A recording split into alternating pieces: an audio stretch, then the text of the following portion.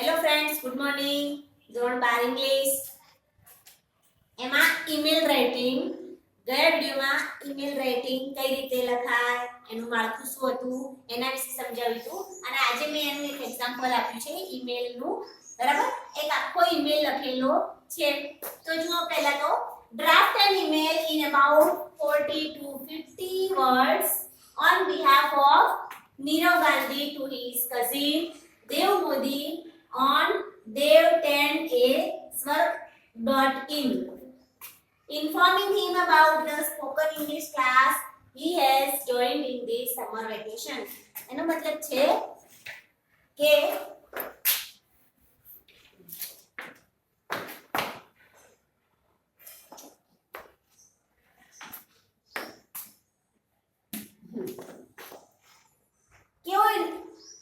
કેવો ઈમેલ કરવાનો છે કે નીરવ ગાંધી એના કઝિન દેવ મોદીને ઈમેલ કરે છે.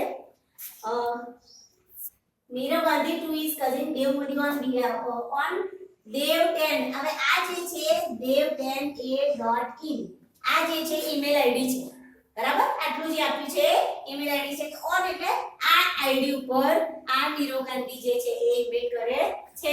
ઇન્ફોર્મિંગ હિમ, એને જણાવતા, શું જણાવતા? about the spoken English class he has joined in this summer vacation.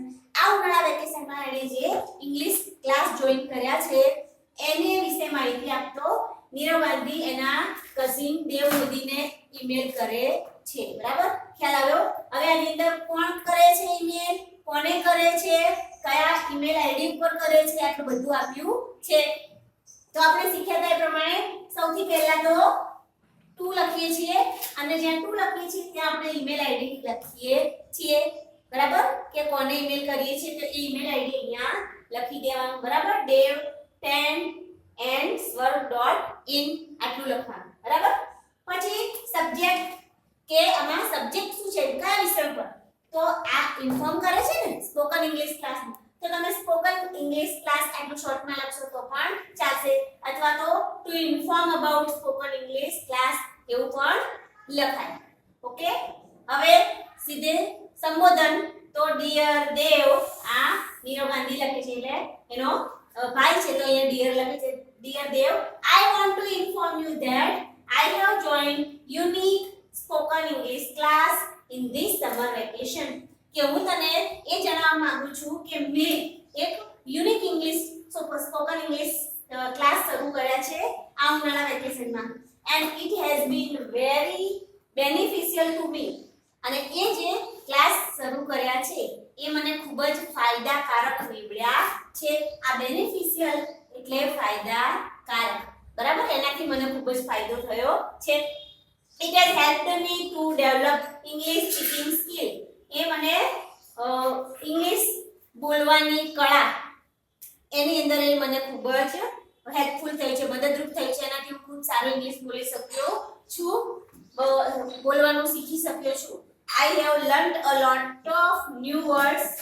હું ખૂબ જ અથવા તો અઢળક શબ્દો શીખી શક્યો છું એમાંથી. ડિફરન્ટ સેન્ટેન્સ પેટર્ન, જુદા જુદા પ્રકારની વાક્યોની રચનાઓ શીખી શક્યો છું એના દ્વારા. એન્ડ વેરિયસ એક્સપ્રેશન, અને જુદા જુદા પ્રકારના ભાવ એક્સપ્રેશન હું આ ક્લાસ દ્વારા શીખી શક્યો છું. બરાબર, okay. I suggest that you also join a spoken English class. હું તને એવું સજેશન આપું છું કે તું પણ આ રીતનો સ્પોકન ઇંગ્લિશ ક્લાસ શરૂ કર. Okay, hope to hear from you soon. છેલ્લે વાતનો કે તારા તરફથી વળતો કંઈક તરત જ જવાબ મળે એની આશા રાખું છું. યોર્સ લવિંગલી, તારો પ્રેમાળ નીરવ. બરાબર, આ છેલ્લે આપણે આ રીતનું લખીએ છીએ. ઓકે, તો હવે આપણે મેં જે સમજાવ્યું પેલું માળખું એ રીતનું ટોટલી આ લાઈન ટુ લાઈન આ ઈમેલ છે એ તમારે લખી દેવાનું છે. અને કોઈ પણ ઈમેલ લખો તો એનું માળખું આ રીતનું જ હોવું જોઈએ. ચાહે ભલે સબ્જેક્ટ બદલાય તો સબ્જેક્ટ પ્રમાણે ફકરા તમારા બદલાશે, બાકી એનું માળખું તો આ રીતનું જ રહેશે. Okay, thank you.